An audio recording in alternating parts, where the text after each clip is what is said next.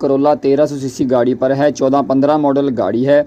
इस गाड़ी के अंदर मसला ये है कि ये गाड़ी पानी कम करती है। पहले ये बहुत थोड़ा थोड़ा सा पानी कम करती थी, अब जो है वो पानी बहुत ज़्यादा कम करती है। मतलब कि ऊपर से डालते हैं तो समझ लें कि 1-आधा किलोमीटर भी नहीं चलती गाड़ी, और पानी जो है वो सारा रेडिएटर के अंदर से भी ख़त्म हो जाता है।